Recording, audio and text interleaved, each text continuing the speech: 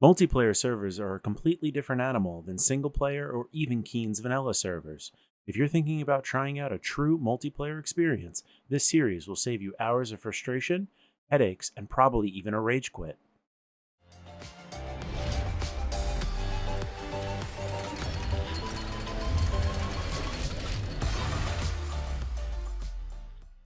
When you first hit that join button and the list starts populating thousands of servers, it can be overwhelming.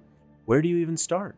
How do you pick a good server to invest your time? And does it even match your playstyle? Ton of great multiplayer servers out there, but almost all of them come with a steep learning curve. In this video, we will help teach you what you need to know and look out for before you start your next adventure. And we'll bring you from a complete noob to a veteran player in no time. So let's get started. While the initial growing server list is daunting, once they load in, it becomes more manageable. However, you don't want to just start scrolling through the list, as you'll end up being there all day. The bar across the top allows you to filter by world, game mode, server name, player count, ping, and mod count. We recommend playing on a server with a lot of players, because that's the point of playing on a multiplayer server after all.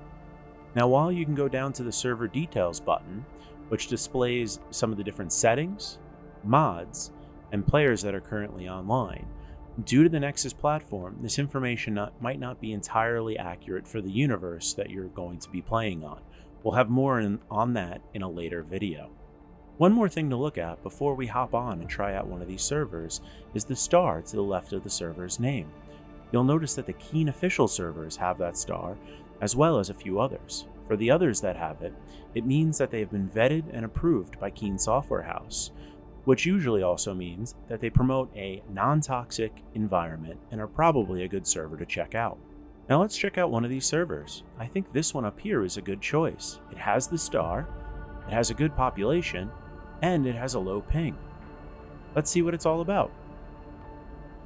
While every server is set up differently, many of the larger communities are set up in a similar fashion. You'll load into a lobby before loading into their universe. If this is your first time loading into the server, you may be greeted with a message of the day pop-up. While no one likes to read, however, the information, it was put there for a reason. It's usually worth reading.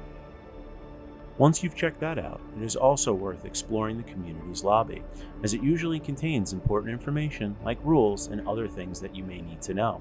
It might also contain the status of all of the servers found within the universe, as well as the universe map, so you can plan out your journey. However, you could skip all this if you like, and try to go find a spawn pad and begin right away. However, you'll probably end up missing something important and regretting it later. Trust us. For example, if you rush right into things, you might miss that there are, on some servers, PvP and also PvP areas. If you don't clearly read what's going on, you could easily end up in PvP and have your base destroyed while you're offline without even knowing it. As you can see, some of the communities go the extra mile to warn players that they're about to enter PvP. However, some communities are also purely PvP, and that's something that you might want to know before you start playing on their server. Let's head back to the PvE area and check things out. For our journey, we're going to start on PvE, so we don't have to risk anything day one, and we can establish ourselves on the server and have an enjoyable play experience. Now before we jump in, we're going to share one more pro tip with you guys. Almost all of these communities provide official Discord servers for the servers that they host, where you'll find more information than you would on any of these LCDs or messages of the day.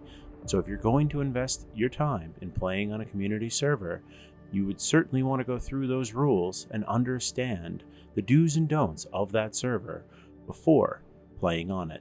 While not all communities are set up this way, for this specific community, to find their Discord server, all you have to do is type in !Discord and follow the prompts.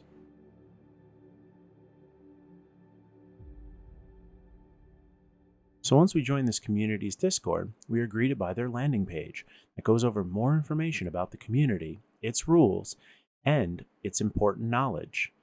It also looks like they've broken things down into different roles, so we can get just the information that we want. After opting into the Space Engineer's role, I can see I have access to server details such as announcements, update logs, server information, and much more. For now, I'm going to just check out the server information.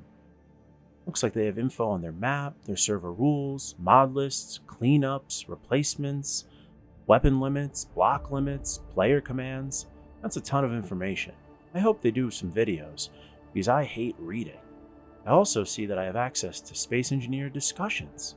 Can't wait to see what the guys are talking about on this channel, but for now, I'm going to hop back in the game and continue my playing. For now, I'm going to give Dover a try. It looks like I can spawn a rover on the planet, a spaceship on the planet, or a spaceship in orbit. For now, I think I'm going to try a spaceship on the planet by going over and pressing that center button, and it'll load me right into the game. Thank you for watching this video, and we hope you learned a thing or two about joining the Raid multiplayer server. This is just the first of several videos that will bring you from a complete noob to a veteran player.